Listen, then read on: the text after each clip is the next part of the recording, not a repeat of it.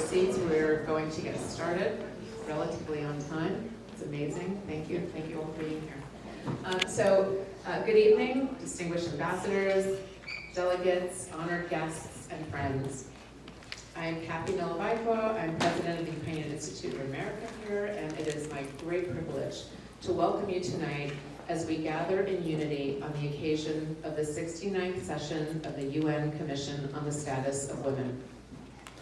At the Ukrainian Institute of America, we are committed to fostering cultural exchange, building bridges between communities and people, and championing the values that uphold strong civil societies. We know that women's rights are not just an issue for one country or one region. They are central to global peace, security, democracy, and prosperity. We also recognize the brutal reality of conflict-related sexual violence, which is being weaponized against Ukrainian women as a tool of war. The world must bear witness, and we must demand justice. Tonight's event is especially important as we present and discuss Ukraine is Not Silent. You may have seen the book on your way in. A vital publication that bears witness to the horrific reality of conflict-related sexual violence in Ukraine. This EU-funded project is the result of tireless work by the Ukrainian Women's Fund and partner organizations to document, support survivors, and demand accountability. The voices in this book are a call to action, and we all must listen. This conversation comes at a pivotal time in history. Decades of progress toward gender equality are being challenged, and in many places, including this country, actively eroded. We cannot afford to be complacent. Now is not the moment to retreat. It is the moment to redouble our efforts to ensure that justice is not merely sought, but achieved, and that the rights of women are not only protected, but expanded. As Hillary Rodham Clinton once said, women's rights are human rights. They are not a privilege, but a moral and practical necessity for the future of our world. The power of collective action can change the world, and tonight's discussion is a testament to that truth.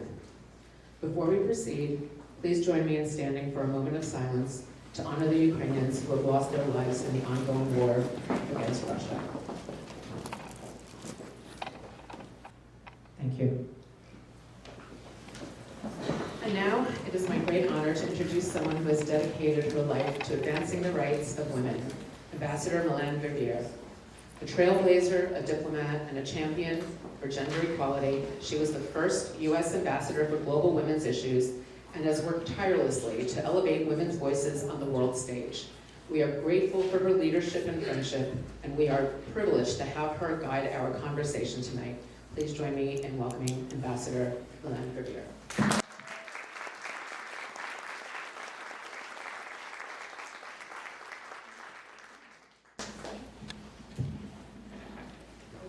Everyone. It's always such a great pleasure to be here at the Ukrainian Institute of America and to see such an extraordinary outpouring for our guests from Ukraine tonight. We at the Georgetown Institute for Women, Peace and Security are so honored to be among the many co-sponsors of the event this evening.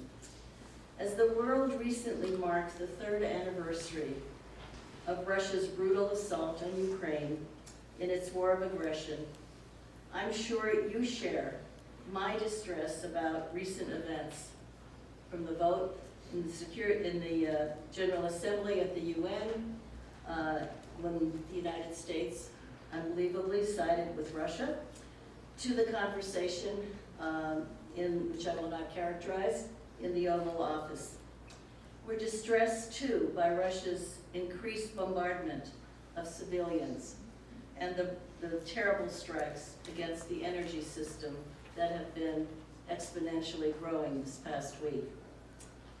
We all want to see peace in Ukraine, but real peace, not one that makes Ukraine and Europe more vulnerable. I know we will all continue to work for real peace, one that guarantees Ukraine's security. Tonight we tackle a very serious reality of the war, conflict-related sexual violence. rape, and torture are not random acts of war. They are part of a systemic terror campaign employed by Russia as a weapon of war. It is a tactic increasingly used around the world today in so many of the horrible conflicts. You will shortly hear more about these atrocities from brave survivors and officials. These are crimes against humanity, crimes that demand accountability. Now, I would like to recognize some of our guests here tonight. We welcome the Deputy Perm Representative at Ukraine's UN Mission, Kristina Payovishin, Counselor Natalia Nesterenko, and I know that she has done hard work this past week as part of the staff on the commission that's been working to put together the resolution for CEDAW and the Commission on the Status of Women this week. And there is a draft proposal that's going to the ministers, so kudos to her and her colleagues for what they've achieved. And also we want to welcome Victoria Levitska, who just arrived as the new First Secretary at the mission as well. So to all three of you, we're delighted that you could be with us. And I want to welcome Kat Vodovat, who is the Senior Bureau Official at the State Department in the Office of Global Women's Issues. She has been a steadfast friend of Ukraine and has spent many hours working on an agenda we all share. Her Excellency Olha Stefanishina is the Deputy Prime Minister of Ukraine. She also serves as the Minister of Justice and the Minister for Ukraine's integration into NATO and the European Union. She is one of the most demanding portfolios in the Ukrainian government. I recently met with her in Warsaw as she attended a meeting that we convened with Ukrainian women leaders from across government, civil society, and the private sector. She was strategically focused on Ukraine's future negotiations and recovery. She had hoped to be with us tonight, but had to be elsewhere, and has sent a video message, which we will hear shortly. After we hear her remarks, we will hear from Ukraine's Deputy Foreign Minister, Mariana Betsa. Last year, she became the Deputy Minister of Foreign Affairs of Ukraine and the President of the National Commission of Ukraine for UNESCO. Earlier, she served as Ambassador at Large for the Global Ukrainian Community at the Ministry of Foreign Affairs, and as Ambassador to Estonia, and so many other positions in her distinguished diplomatic career. I know several Ukrainian diplomats who consider her their heroine. So welcome, Minister Betsa. We're delighted you could be with us. So now let's watch the video, and then we will hear from the Minister. Excellencies, dear colleagues, and honored guests. First of all, we're deeply grateful to be gathered here today with our esteemed partners and friends who show us unwavering support during these challenging times.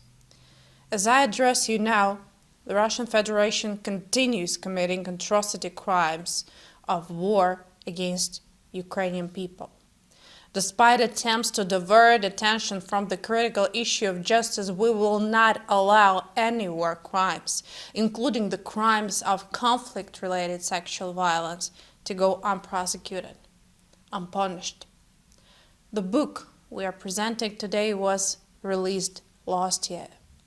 It interviews the features serve as the constant reminder of the horrors of the sexual crimes committed and the necessity to support survivors, whose needs and rights remain central in Ukrainian policies.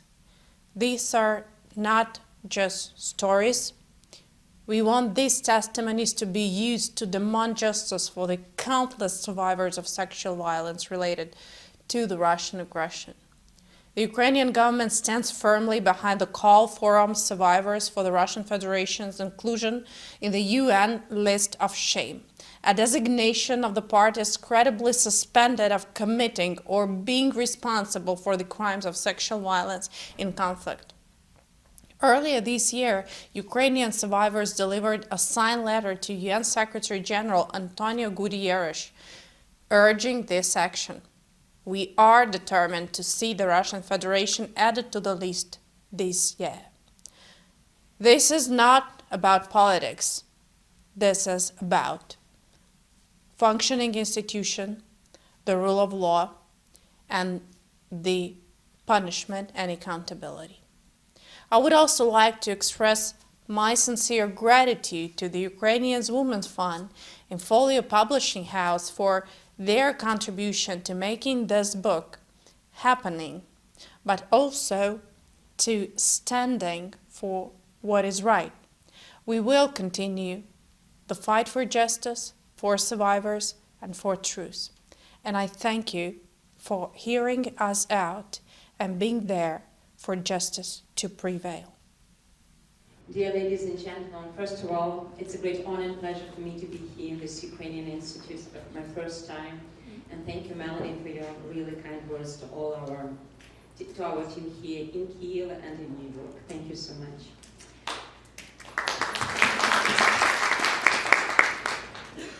It's 1011th day of Russia's full-scale genocidal war against our country, and 11 years into the Russian aggression. For 1,111 days, Ukraine is standing firmly and is fighting for our freedom, independence, and our territorial integrity and sovereignty. And these are basic principles enshrined in the UN Charter. And we will continue our fight, because this is our home, and we have only one country to fight for. This is our family, and we have only one family to fight for. And of course, Ukraine wants peace. But, as our President Volodymyr Zelensky stated, comprehensive, just, and lasting peace based on the principle of the UN Charter.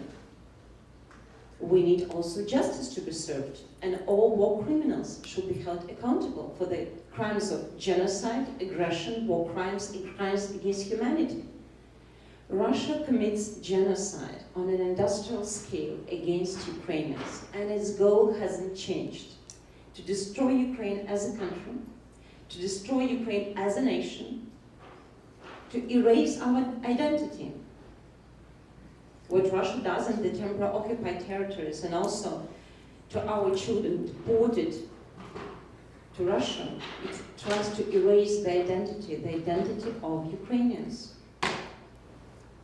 And as our dear colleague Melanie referred to, the very important and historic resolution adopted by the General Assembly on 24th February. It was extremely important for Ukraine and for all our partners, allies, and friends to reconfirm our adherence to the principles of territorial integrity and sovereignty of independent states.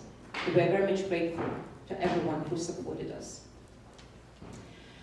Today it is my honor, of course, to welcome you deeply here at the presentation of the book, Ukraine is Not Silent. This important project is not only about the war, it's also about the human dimension of the war. It's not only a powerful testimony to Ukraine's unwavering resolve to defend its territorial integrity, but also a profound statement of our nation's commitment to uphold the rights of the survivors of conflict-related sexual violence. And since the Russian aggression started in 2014, Russia has committed numerous crimes with very big brutality. Russia destroys our houses, Russia erases our cities from the map, Russia kills our people, Russia kidnaps our children, Russia kidnaps our people, but also commits sexual violence to women and children. And these are not only merely crimes. This is part of a very well-planned genocidal policy of Russia against Ukraine. And there is no justification for that. Despite all this, Ukraine does not remain silent. And the book we present today contains very vital testimonies and evidence. and experiences that have become a part of our struggle to support the victim, but at the same time also to seek justice for the people who suffered such terrible crimes by Russia. These 25 interviews with leading experts shed light on the scale of this issue, as well as the countermeasures Ukraine has developed in its fight against sexual and gender-based violence in conflict, which other countries can learn from. This book serves a reminder that despite the challenges that we face, Ukraine remains at the forefront of the battle for the rights and dignity for every individual. Ukraine will steadfastly advocate for Russia's accountability for all war crimes, including sexual violence related to the conflict. Without accountability, there will not be just peace in Ukraine, and justice will not be served to the Ukrainian people. I would like to echo the powerful message that our First Lady Halyna stated. Reparations to victims of gross human rights violations, including victims of conflict-related sexual violence, are not just about economic support. It is an important step towards restoring justice. And this justice is needed not only in Ukraine. Justice for Ukrainian victims of violence is not a mirror of the world itself. These words remind us of the broad implications of our struggle for justice and the example Ukraine sets for the global community. Committing rape and forms of sexual violence in situations of armed conflict on the Security Council's agenda or are responsible for patterns of such violations. This aims to send a political signal about the consequences of committing CSW and encourage cooperation between the listed parties and the UN to stop these crimes. In this context, the list can serve as a starting point for both preventing CSW and ensuring accountability for perpetrators. We're deeply grateful for all those who are helping to implement these initiatives, supporting victims of sexual violence, as well as all our international partners, including the European Union, organizations such as La Strada Ukraine, Eurofem, and many others. And I thank you for standing with us tonight, and I thank you for standing with us for this past 11 years. And I'm thankful for standing with us for the past 3 years of the full-scale invasion. And I would like to reiterate that Ukraine is not silent, it's not only about the book. Ukraine is not silent, and Ukraine will not be silent. Because what is happening now can happen to any country and to any nation. And our goal is clear. We just want to live in peace. We just want to have normal European democratic society. We just want to have a right to exercise this right to live in a free democratic society. And Ukraine is fully committed to peace, but there are some red lines. Nothing about Ukraine without Ukraine, nothing about Europe without Europe, and accountability should be there. All Russian war criminals should be held accountable. Thank you so much for your attention, and Slava Ukraini.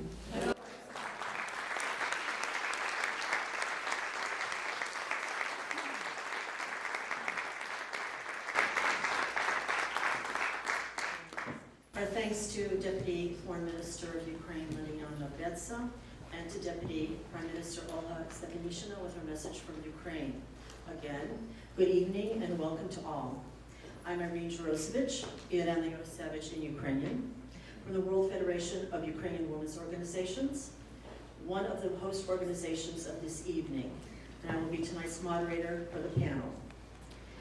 Allow me to thank this evening's sponsors, the Ukrainian National Women's League of America, which is celebrating 100 years this year, congratulations, and the Self-Reliance New York Ukrainian Federal Credit Union for their support. The two organizations with which the Federation has had many years, maybe even decades at this point, of successful cooperation. Our thanks to the representatives who are here. When entering this room this evening, rotating on the screen, were the names and faces and quotes from more than 24 individuals, all contributors to the publication that we will discuss tonight. Ukraine is Not Silent, Chronicles of Fighting Against War-Related Sexual Violence. Before I invite our speakers to come up to begin our discussion, I will take a moment to provide some historical context for this evening's topic. Conflict-Related Sexual Violence, CRSV. As noted by another one of this event's co-hosts, Georgetown Institute for Women, Peace and Security, in their December 2024 report, and I quote, CRSV encompasses a range of abuses, including rape, sexual slavery, forced prostitution, forced pregnancy, forced abortion, enforced sterilization, forced marriage, sexual torture, mutilation, and any form of sexual violence that is directly or indirectly linked to the conflict.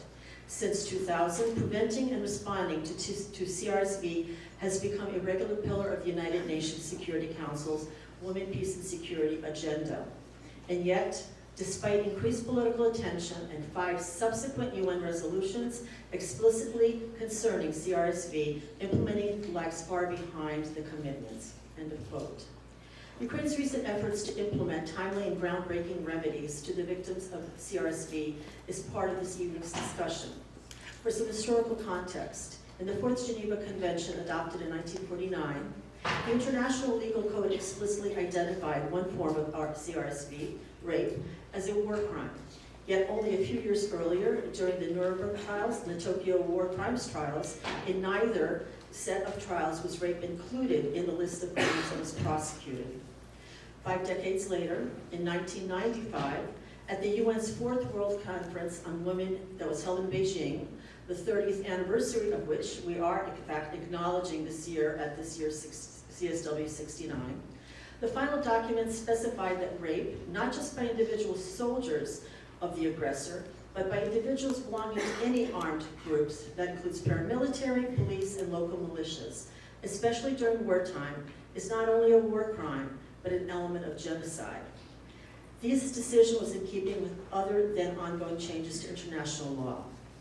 In the 21st century, the legal understanding and the relationships between CRSV and war has changed significantly, in part because of the prevalence of CRSV in the Balkan and Rwanda conflicts in the latter half of the 20th century. The international community began to recognize CRSV as not only a war crime, a crime against humanity, an element of genocide, but also that CRSV was no longer simply a consequence of war. Rather, the destruction and dehumanization of rape and other acts of CRSV is considered now to be both a purposeful weapon as well as a conscious strategy of war. Last year, March 2024, at a CSW68 parallel event hosted by the World Federation and Georgetown Institute, Pramila Patten, the United Nations Secretary General Special Representative on Sexual Violence and Conflict, spoke about her visit to Ukraine in 2022, soon after receiving reports of mass rapes by Russian soldiers during their invasion of Bucha and Irpin. Her team's deeply disturbing conclusions were that not only did sexual assaults occur, but they occurred on a massive scale and were part of a predetermined strategy to the point where Russian soldiers were actually given stimulants to sustain longer erections in order to create maximum abuse. I'm not going to ask you to think about that, but that really is, like, I still can't wrap my head around it 1 year later. It is against this background of continued sexual violence by Russian forces in Ukraine that this book was written. The book, Ukraine is Not Silent, is a compilation of the interviews of victims, victim advocates, international legal experts, medical professionals, about the consequences of Russia's deliberate strategy to use CRSV to destroy the bodies and the morale of Ukrainians, and the actions that are now being taken to punish this aggression, as well as provide compensation to the victims. So to discuss this book, allow me to introduce our panelists, and we'll invite them to come up front. Dr. Katarina Levchenko, Government Commissioner for Gender Equality Policy. Please,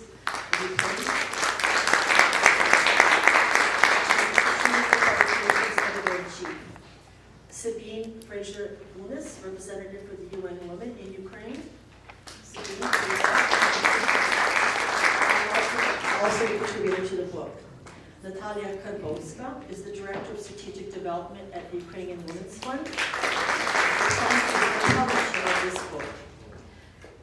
Lyudmila Husseinova, a CRSV survivor, is the founder of the International CSW69, is a member of SEMA Ukraine, and a member of the supervisory board for the pilot project on interim reparations to CSW survivors. In the Sherpa language, by the way, Numa means sisters. And we have Irena Dopan, a CSW survivor, and is the director of SEMA Ukraine and a member of the board of directors of the Global Providers Fund. SEMA is an international organization, and in Swahili, SEMA means to speak out. I'm going to ask each of our panelists to speak for 2 or 3 minutes about what you would like to address, and then we're going to go right away into discussion and Q&A. Okay, Halyna, we could begin with you. Thank you, Irena. First of all, I would like to express my gratitude to everybody who are here in the Ukrainian Institute of America, who participate in this presentation of the book of Ukraine is Not Silent. And as it was mentioned already several times, it is really one of the motto of our life, because we consider that the world obliged to know about all crimes committed by Russians in Ukraine, and particularly about cases of conflict-related sexual violence. And it's really a big honor to be together with us, together with my colleagues and partners who were involved in this project, because it wasn't very easy to collect 25 interviews from different people with different vision and different perspective. And for me, this book really is a good tool to receive information about the situation in Ukraine. But what is most important for me is a good advocacy tool to move to justice and to give everybody evidence about crimes committed by Russians, as already told, and to find accountability for all committed crimes. Go ahead, Silvia, if you're on next, please take the line. Introduce yourself again. Thank you very much, Halyna. Hello, my name is Silvia, and I'm the representative for UN Women in Ukraine. So it's a really great honor to be here tonight and to be in this absolutely stunning location, this absolutely stunning building. And I'd first like to start by thanking very much, of course, the Ukraine Institute of America and all the co-sponsors of this event. Of course, particularly the Georgetown Institute of Women, Peace and Security and Ambassador Vervier, and all the other co-sponsors tonight.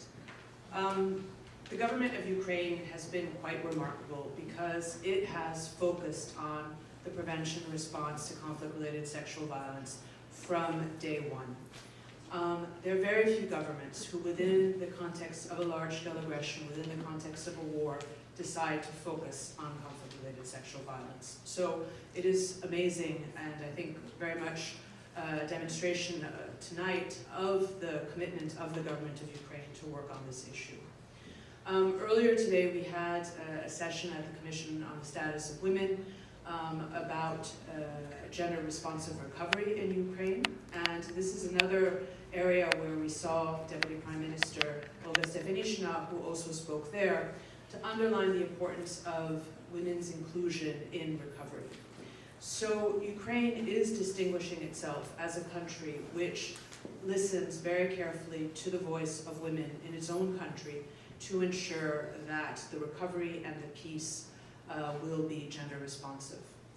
At that event earlier today, my executive director, Sima Bahus, concluded her presentation by saying that there is no peace without justice and accountability.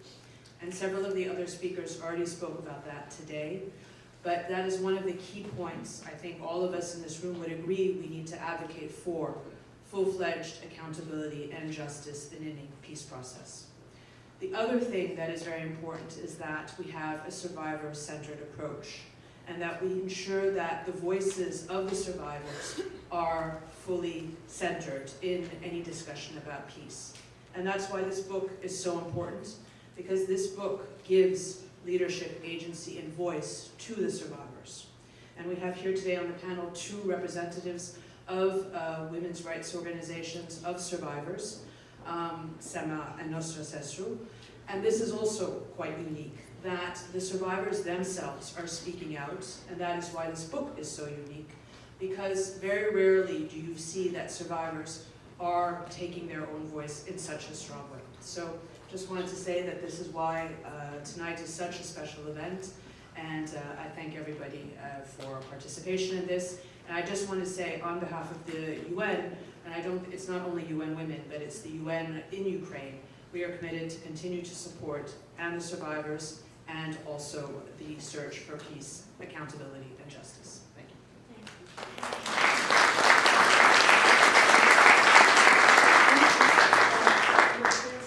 Where is your translator? Do you want to have your translator sitting here?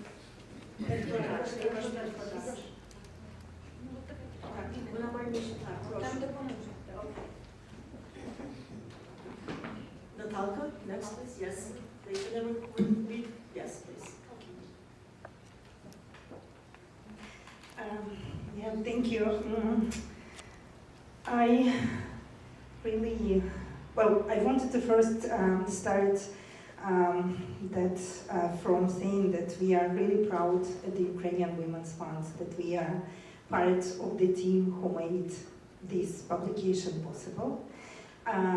When we were, just starting the conversation about this publication, and when we were discussing it, I can honestly say now that we didn't expect that the voice of survivors and those people who are working with them, who are supporting them, will be so loud that we will have the presentation today here in New York with so many people who really care about Ukraine and about conflict-related or war-related sexual violence in Ukraine. So I wanted to thank you, first of all, to all of you for your support, for care, and for participation in today's event.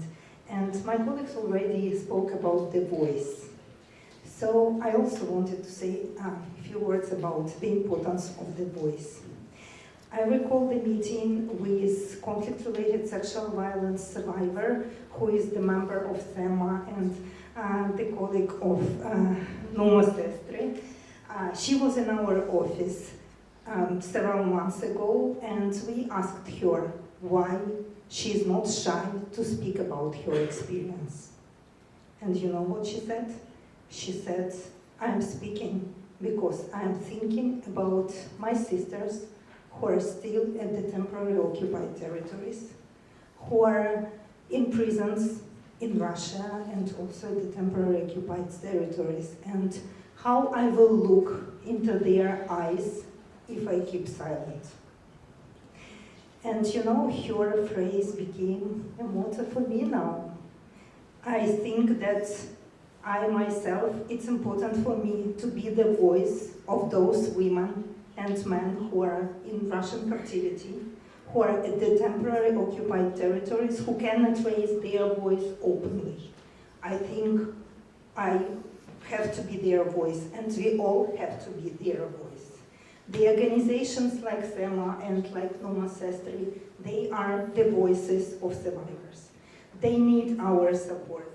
They need support to be able to provide services for their members. They need support to be at the platforms like this, at the events like this, at the international platforms, to do advocacy, to demand for Russia to be accountable for the war crimes that it is doing in Ukraine. Therefore, summarizing, I just would encourage all of us to be the voices of those who are silent, some of them silent simply because of the situation that they are in. They really need us to take on their voices and to be the voices instead of them.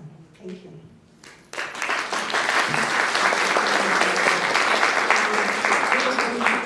Actually, what we're going to do, що ми зробимо, дайте я скажу слово, тоді ми вас попросимо з Madi here. We're going to take a second and we're going to ask Pani Irena Dobhan and Pani Lyudmila to speak, and they will come to the podium to work with the translator. Pani Dobhan, To make it clear, both Pani Ludmila, Mrs. Ludmila and Irina are actually CRSV survivors. They were both held in Russian captivity, and they are speaking directly on behalf of the women who have suffered this horror.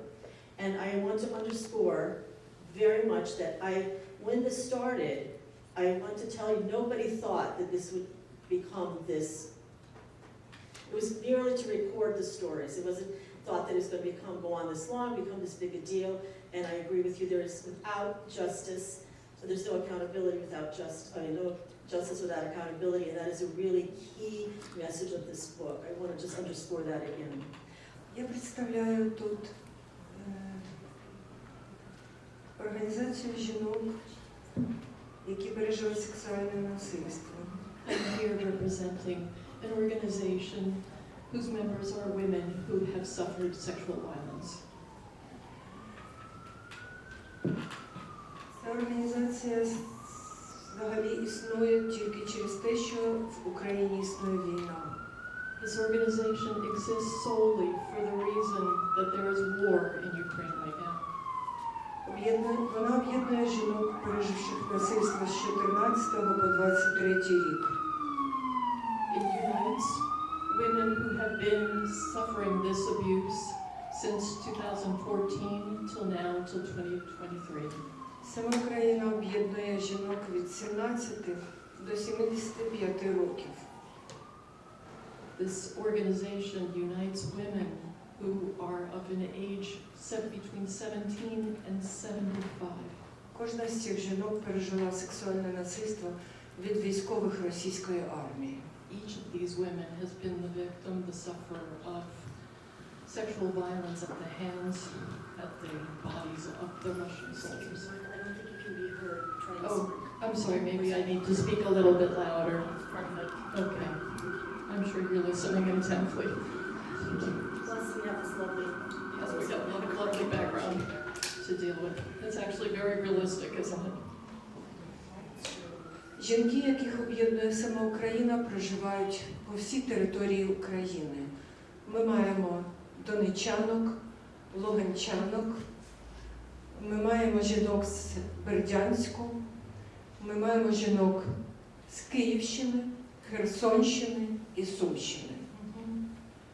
The organization unites women who are from many different regions and locations in Ukraine. Luhansk, Donetsk, Berdyansk, Sumy, and I've missed a few, Kherson.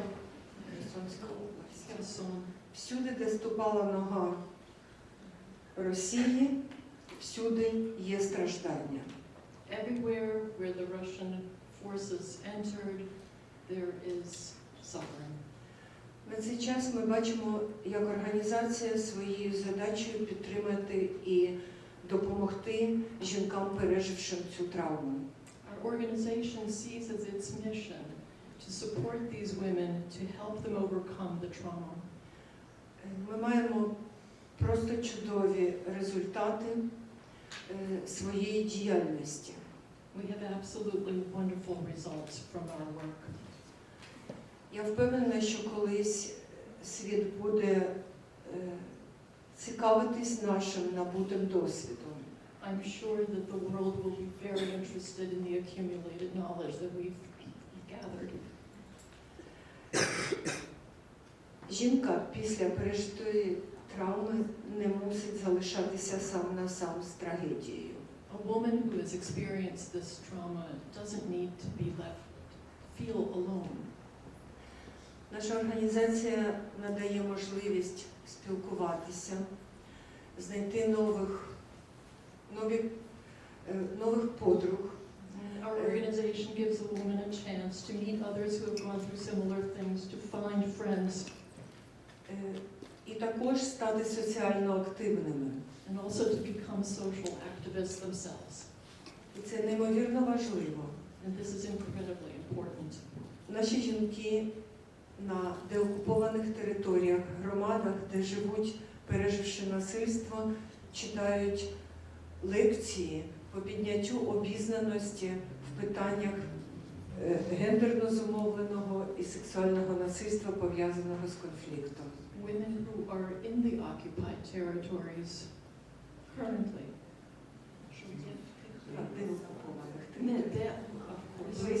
Women who are now in the deoccupied territories have taken up an activity to create seminars to share the knowledge of how to deal with CRSV or conflict-related sexual violence. Ми розповідаємо в цих громадах про емпатію, про психологічну підтримку переживших, про важкі наслідки, а також про позитивні зміни, які зараз є в нашій державі. We talk about the importance of empathy.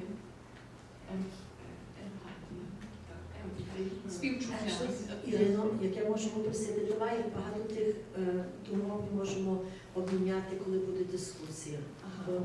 We can handle a lot of this in the discussion yet. I'm sure I missed the...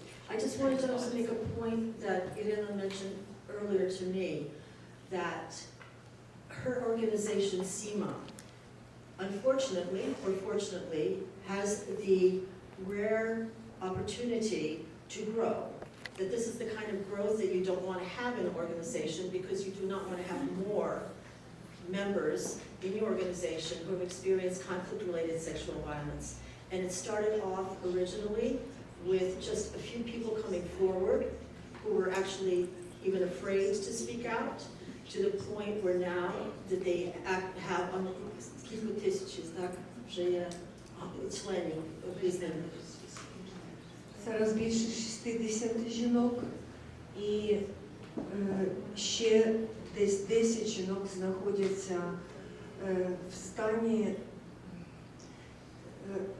роздумів, чи приєднаються вони. So there are and there are also women not only who are active members but ones who have expressed interest but are also debating whether or not they want to come out with their trauma and are holding on to deciding whether or not they want to join the organization. Okay, let us do this. Let's move, if we can, to the next memo. And Martha, you were present.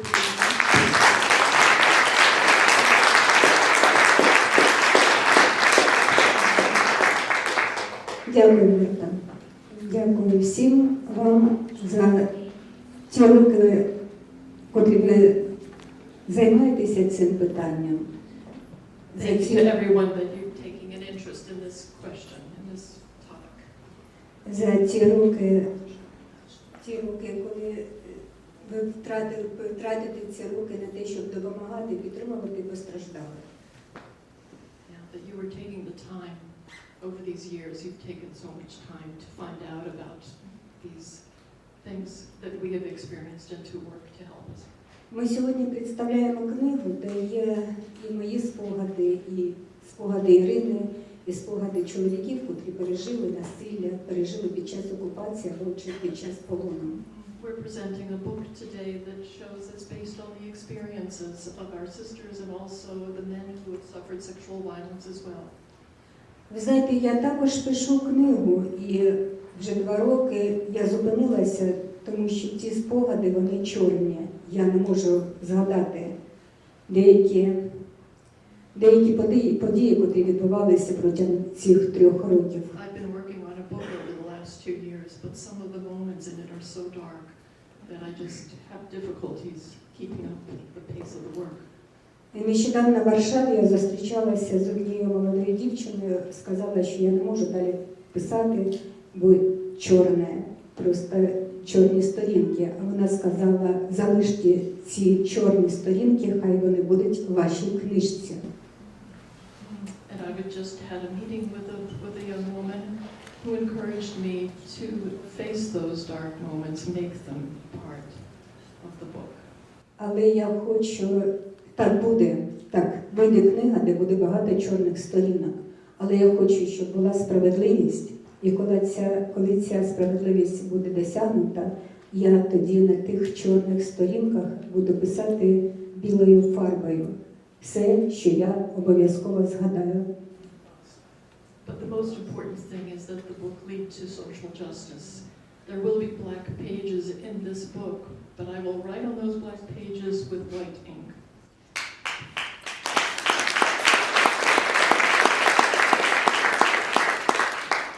Що для мене справедливість? Що таке справедливість для Ірини? Для всіх тисяч людей, котрі постраждали від СМТК? What constitutes justice for these thousands of women who have gone through this? Це єдине. Злочинці мають бути покарані.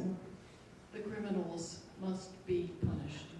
Це єдине. Країна, котра цих злочинців направила на нашу країну. Ця країна має бути також визначена і покарана.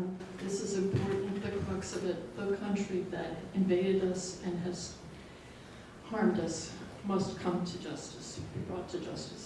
Я до вас звертаюся з проханням, допоможіть. Допоможіть мені дописати ту книгу. Допоможіть нам наступні книги також робити, тому що дуже багато свідчень. I'm asking you, help us please to write this book, the next books, so that these crimes will come to justice. Допоможіть, підтримайте наше звернення до Генерального секретаря Гутерреша з вимогою внести Російську Федерацію в shame-list. We wrote an appeal to the Secretary General Guterres to please put Russia on that shame list. Це буде для нас справедливість. Це буде справедливість для тих, хто досі, от зараз просто страждає від тортур, від насилля, окупації і в полоні. This will lead to justice for those who are suffering an attack, occupation, В полоні. captivity. Okay. Дякую.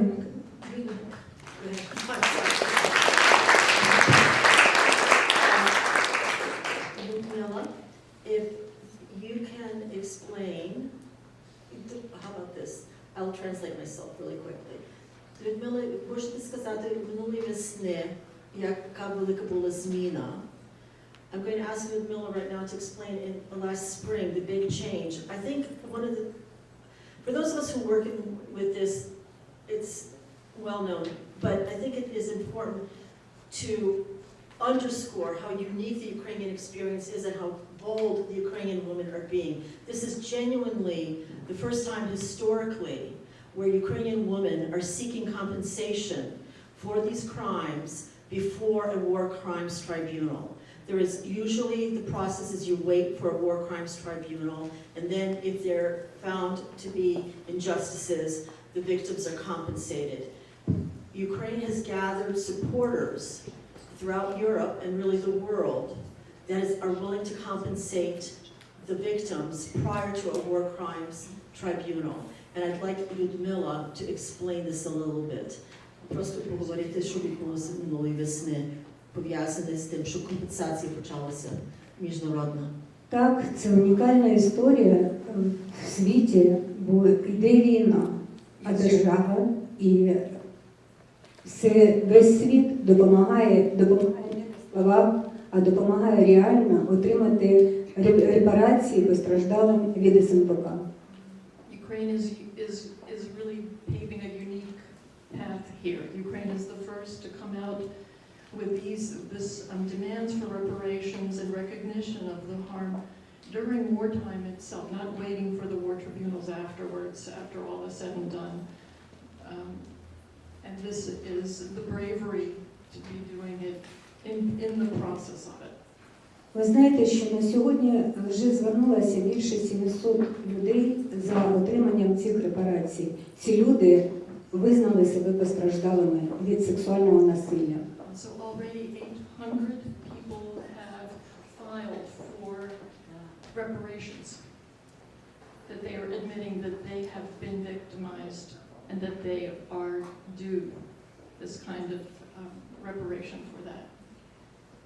Серед цих 700 майже 400 чоловіків. Almost 400 are men. Серед цих 700 більше 30 діти. Of those hundreds, more than 30 are children. Але це пілотна програма, і ми переживаємо, а чи отримають ці репарації наступні тисячі, котрі зараз вже звільнені, тисячі, котрі зараз ще в полоні. But this is still at the stage of pilot program, and we worry about the thousands who are still waiting in the wings. Will they get their reparations? The ones that Or are will still they in Russian be able to prisons. apply for and they are still held in captivity? Як ми будемо ті, хто встиг отримати ці репарації, як ми будемо дивитися в очі тим, хто їх очікує? And I think we'll end it with that. The question really standing before the women who are and the men who are already receiving compensation reparations is we need to keep fighting for this, because those who are still in prison or in occupied territories who are suffering from this, we cannot look them into the eyes when Ukraine becomes free from this war and say we've not done anything for you. And this is an ongoing, therefore it's an ongoing project.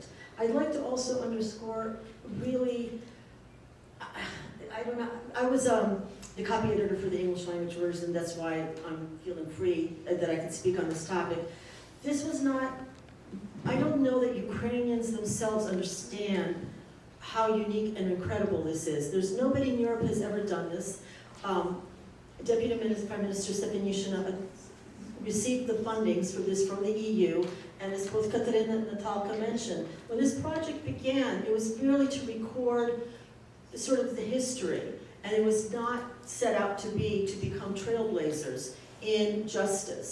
And that is what this project has become for these women and the people who have suffered from this crime. So I think I think we can go into a discussion now if you want in general, because I can talk forever. I edited all 26 interviews. So anyway, can we begin maybe a discussion now with you? Okay. I think, Katarina, you as the editor-in-chief of the publication, yes, yes. Why don't you tell us when you began to plan this book, what is it that you envisioned, in particular, how you chose all of the 24 participants, and how do you?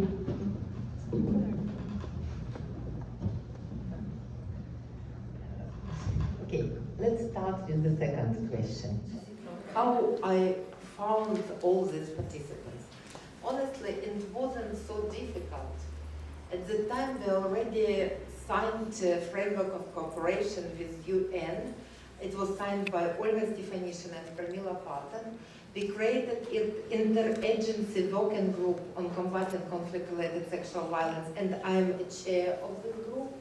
And we established close and very productive cooperation with different international organizations, civil society organizations, and fortunately, I already knew Irina Dolke in 2022, and at the beginning of 23rd, after release from captivity, I had meeting with Lyudmila. So, and when you read the book, you will find people from government institutions, from Olga Stefanishyna till Sergei Kislitsa, who was the time ambassador here in New York, and at the end of his interview, he wrote about this shame list, and he was the first who started this discussion about possibility to put Russia in a shame list according to UN Security Council Resolution 1960. You will find the representatives of General Prosecutor's Office and the head of National Police of Ukraine, the head of National Social Service of Ukraine, and Deputy Minister of Social Policy or Internal Affairs. The list of such people from government institution can be continued. Then we already established that time, because the main work has been done from the middle of 2023 till the middle of 2024.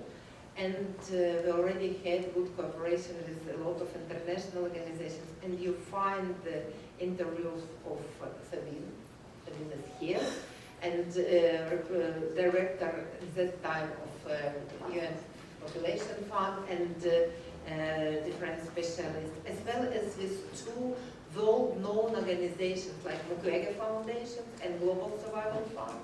And the Ukrainian government signed agreement of cooperation between government and these two organizations.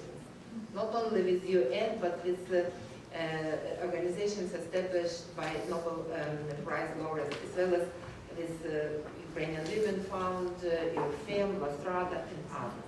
And of course, survivors, brave survivors who turned their pain into power, and Irina, Ludmila, but really both fortunately and unfortunately, I know so many women and men from these organizations, and I really open to assist them and to be together with them with female organizations and male. And we have interview of Alexei Sivak and Andrei, who didn't want to open his last name because some of them relatives live in Crimea under Russian occupation, and he afraid, being here in Ukraine, he afraid to open his name because of possible bad consequences for his relatives.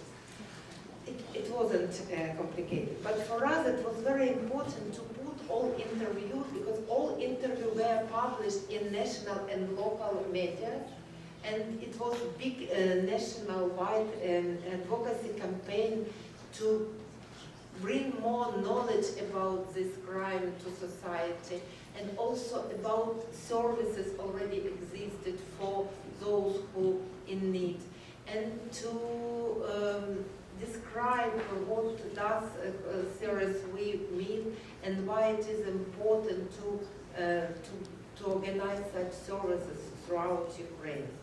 But we understood that after publishing interview can live like a week, 2 weeks, maybe not more than 1 month. But if you take book in your hands, it means that it can be in libraries, it can be in universities, it can be in your home library, and it means that this evidence collected in the book will live long life. And I'm very happy that we really use the title from Irina's words from her interview. You can find in Irina Dolheim, when gave her interview, she told, "If we remain silent, nothing will change. It is vital that we speak out now. Ukraine cannot afford to stay silent." And then Ludmila Husseinova also added that personally, I do not keep silent. And it was a good sign for us, for team who wrote out this book, and we decided that it will be the best, or would be the best title and the motto for the book. Thank you. Sabine, I don't know if you can, because I literally met you 10 minutes ago. I didn't clear any questions with you. But can you explain the UN shame list? Oh. Just, I know. No? Okay. All right, well, okay, can you do me, just really honestly, I don't think most people know what it is, so I do think we need to explain what the UN shame list is. Just in a few sentences. In few sentences, first of all, please, you can find this small leaflet, as I mentioned during the previous event, with the small leaflet really keeps a very deep sense. And you will find on this QR code the letter of survivor signed by Ludmila, Irina, as well as Alexei Sivak and Andrei Kuchmuradov, and call to action. Please support this letter and put your signature. It everything explains how it can be done. And you can find these leaflets in the room, in the auditorium. Please do this. This list, it is the addition to the annual report of Secretary General on conflict-related sexual violence, which it is his obligation to have such reports, and according to Resolution 1960, and countries and armed forces which like suspected in systematically committed of sexual violence can be put in this list, and such list has own consequences.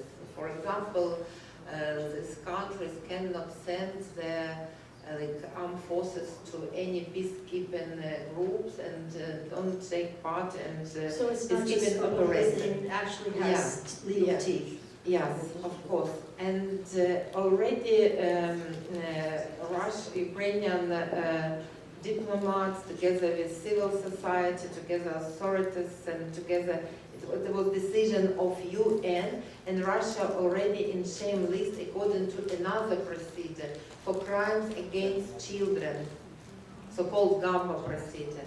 But due to systematically committed this crime of sexual violence, Ukrainian survivors consider that Russia should be also in this shame list. And as government and civil society organizations, we support this advocacy and ask all organizations, ask international community to support it as well. Because it should be final decision of Secretary General Antonio Guterres. Thank you. Because I think people were not clear, most people were not clear whether this was actually sort of a publicity stunt or this actually has legal teeth. But it is a real document, and it is one that has consequences for the countries that are on the list. That's good to know.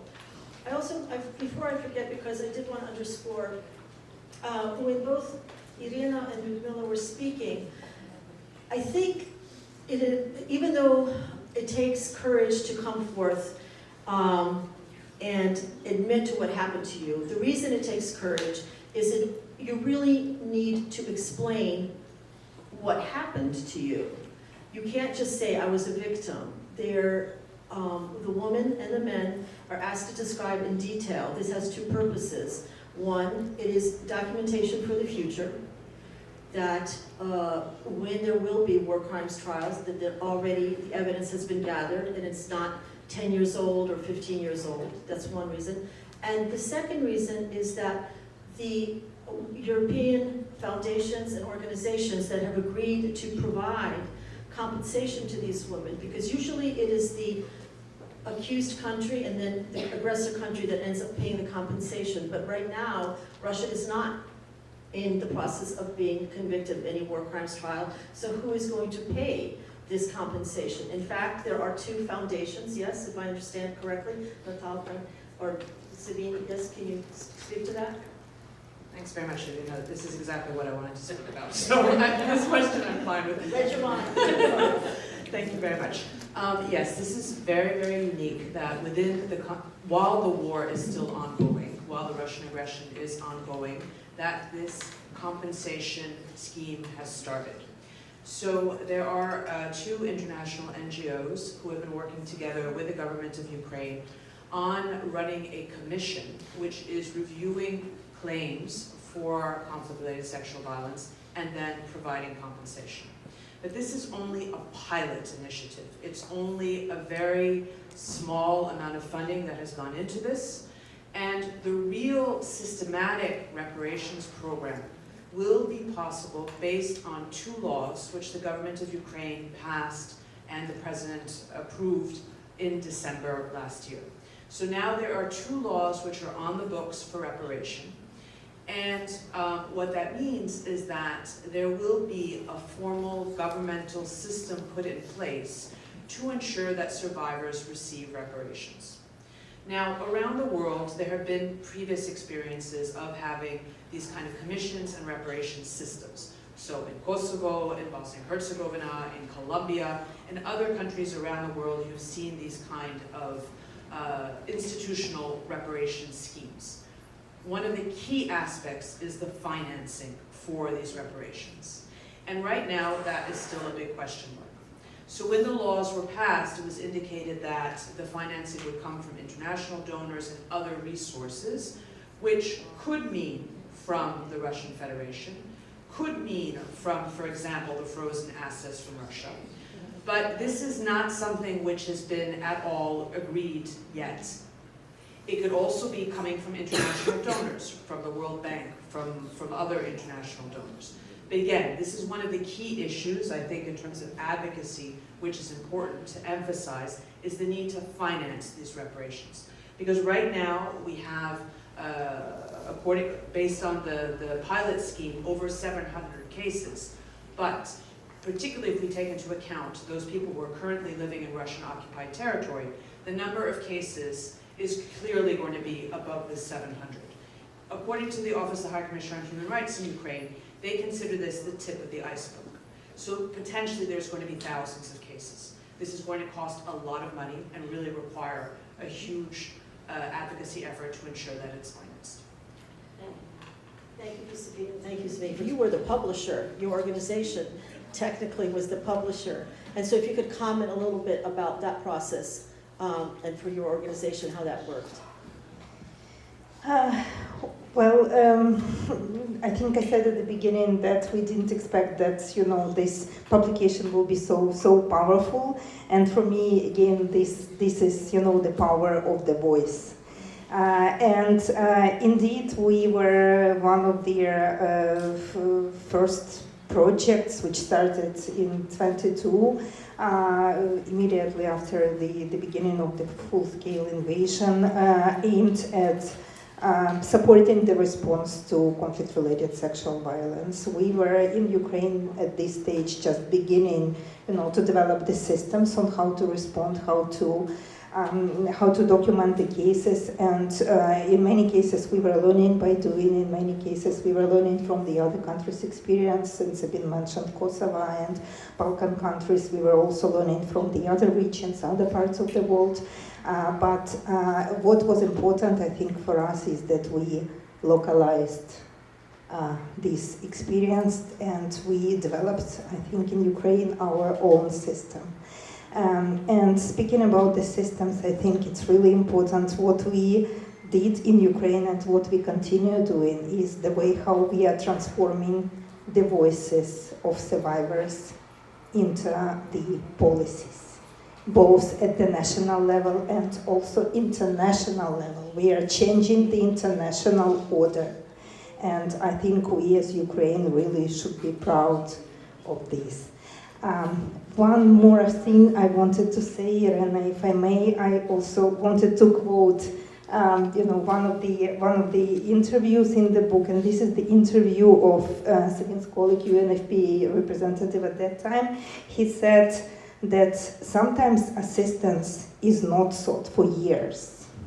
It is really important to provide ongoing support to survivors until their emotional, physical, and inner well-being is restored, regardless of the duration required.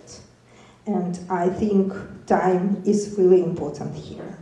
We often tend to think that, there are so many burning issues in the world, there are so many priorities, but it is important for us to understand that this is a long-term, I don't know how to say, what's the English word, a long-term process. It takes time for survivors to speak up. It takes time for systems to change, especially for bureaucratic systems. So we need to give it a time, and we need, while thinking about the systems, while thinking about the policies, we need to make them long-term. Otherwise, they will not be effective. Thank you. Yes, I again, as the copy editor of the English language book and having read it twice, I will. One of the things that struck me, and this is the concept of sexual abuse and rape is difficult even in the best of environments, meaning even if you have people who are aware of it and even if you have people who are willing to talk about it. This is being done on a massive scale. And so I'd like to underscore again how bold these women are to come forth and speak about this. This is a conscious strategy and a weapon of war that the Russian Federation is using specifically against Ukrainians. And it has not been really recognized. It was sort of recognized during the Balkan Wars, a little bit during Rwanda, but this is the first time when Ukrainian women are speaking out and saying no. This is not just me as an individual having been abused. This is a conscious effort to destroy people. And the Ukrainian women are persistent, and I admire them genuinely for this, are persistent in the effort to open this up and to make it clear. So, hold on one quick sec. Okay, we have 10 minutes. Okay, can I open it up to the, I know, how did that happen? Okay, 1 second, okay, I will, because Milan, I think, I'm going to go to the first question to Ambassador Revere, and then Olga, we will definitely, is that me? No. Thank you, Irina. Katerina, I wanted to ask you, I understand that Ukraine this year is going to chair the International Alliance to Prevent Conflict-Related Sexual Violence. What is on Ukraine's agenda for this? Do you have goals and priorities you want the whole international community to focus on? Thank you, Milan, for this question. Yes, in 2025, Ukraine leads this alliance. Tomorrow we will have meeting of the alliance, and for our chairship, we choose such priorities as alliance extension, because today we have a little bit more than 20-25 members, both states and international organizations like UN Women, civil society like Modig Foundation, Global Survival Fund, and several more. But we know that conflicts and wars exist in at least 50 countries of the world, and a lot of countries involved as those which provide assistance to displaced people. And of course for us it is important to extend and make this alliance more strong. We also started the research on the best practice of survivor-centered approach implementation, and already developed a methodology of gathering information. And Ukraine, as the leading country, will organize an international conference at the end of November. We expect 25th, 26th of November, and during that conference we are going to present the results of this research, best practices from alliance members. And we also think about simplifying of some procedures, or also developing procedural documents of the alliance. It's more technical task, but it is very important for us as well. How many member countries belong to the alliance? I need assistance of my friends.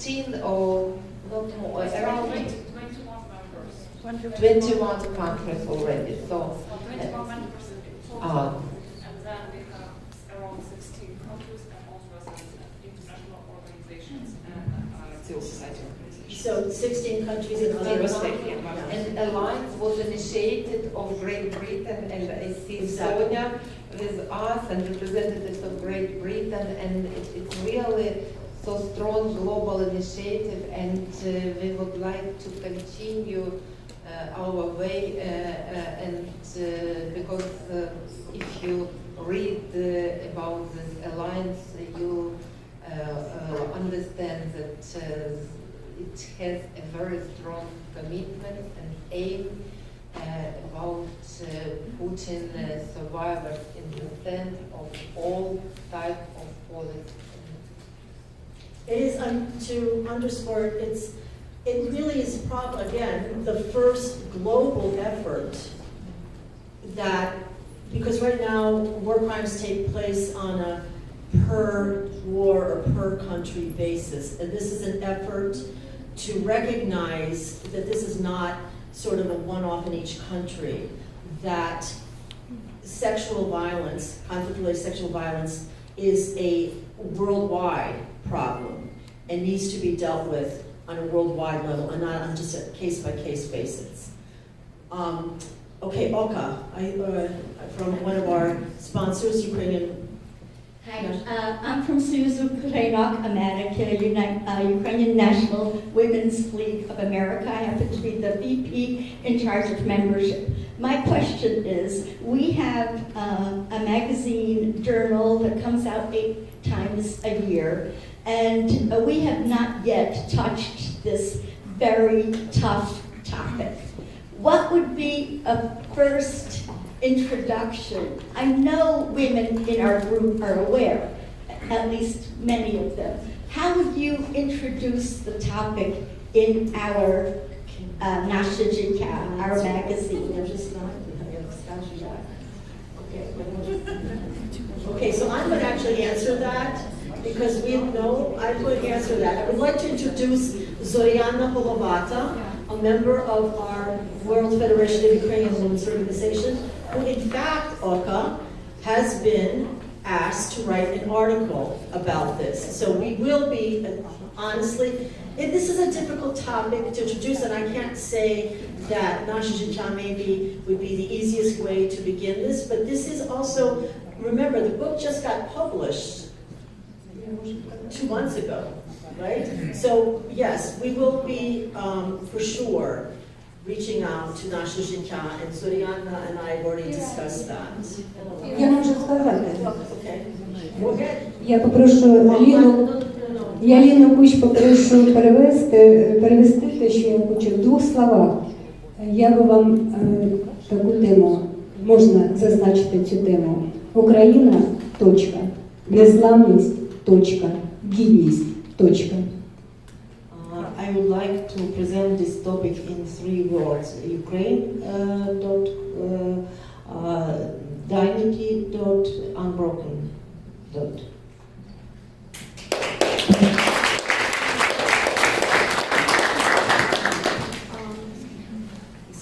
Yes.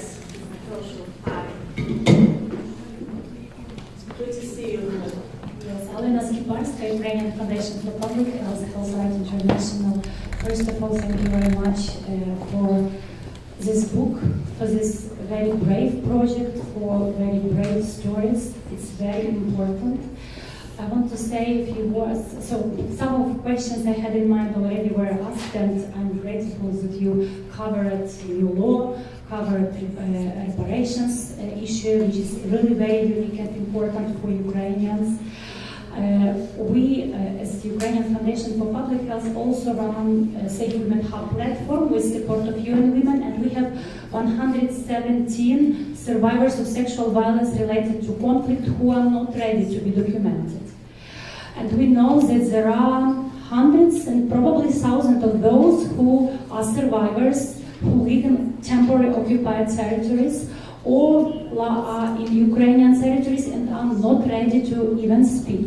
So my question to you is, and I know that you have answered, rehabilitation, psychological rehabilitation, social rehabilitation, access to health services. What can we do better? What can we as a civil society, Ukrainian civil society, do better? What can government do better? And how international society can contribute into this? Because rehabilitation is not for 1 month or one time. It's for months. Now we are under our psychologist work with client who was raped. In 2014, she had a baby, and when full-scale invasion started, she started hating this baby. And this was the reason why she came to us, called to us, not because she was a survivor, because she faced problems with that son born after that rape. So rehabilitation, please share your thoughts, and also how we can support those professionals who work for organizations, civil society organizations who provide this rehabilitation. Thank you.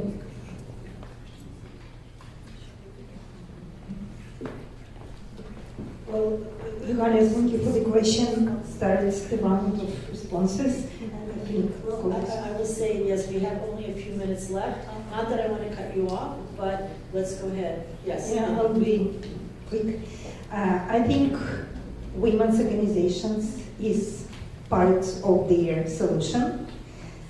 Women's movement, because those survivors, exactly as you described, they are addressing to small, tiny women's groups in their communities who are there on the ground, who live together with them in one location. So although they are shy yet, the survivors, to speak about their experiences loudly, but they are ready. Some of them are ready, like in your case, ready to share their stories with women's organizations. So I think we need to empower women's organizations. We need to build their capacity also to deal with such cases, to know the referral mechanisms, to have the psychologist on board who will provide professional assistance, and again, I'll keep repeating these initiatives. These services need to be long-term.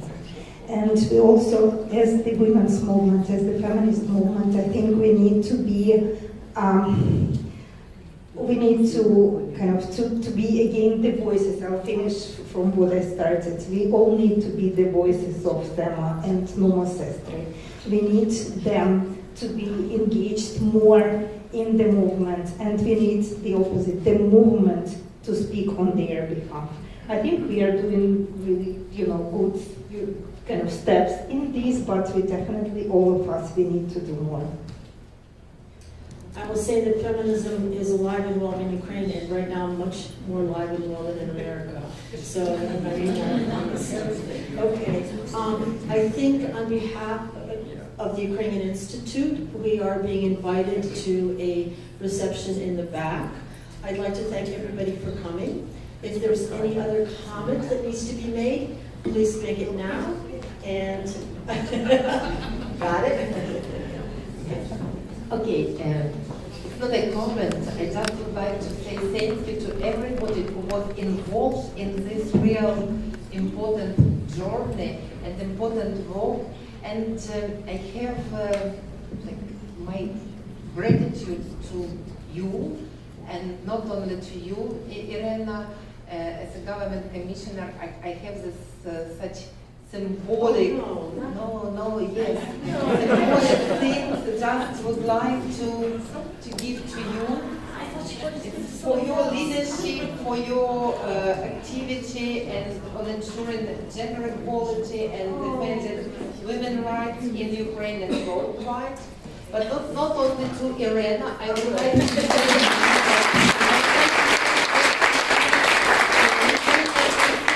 of America, Pani Katerina Deli,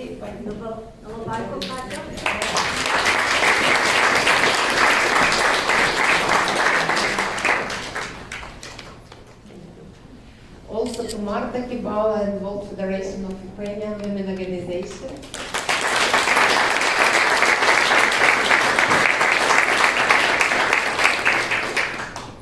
Big friends from Georgetown Institute of Women's Peace and Security, Milan, you know Ukrainian very well.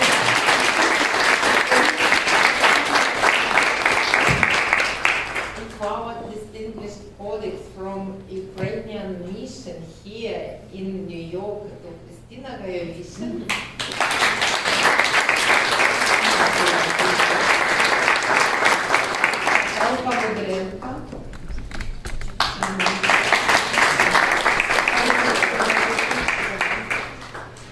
Mariana, U.S. Deputy Minister of Foreign Affairs, who so excellent.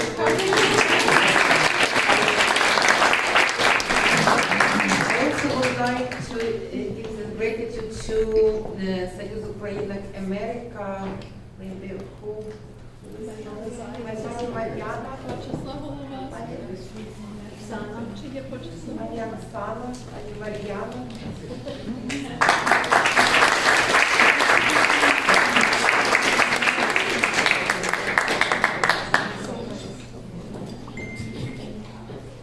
also have this piece of my heart to Irina Korovitska, but I see that she is Irina. Yeah, she unfortunately left, and this is for Irina. Yeah. Thank you very much, and really our partnership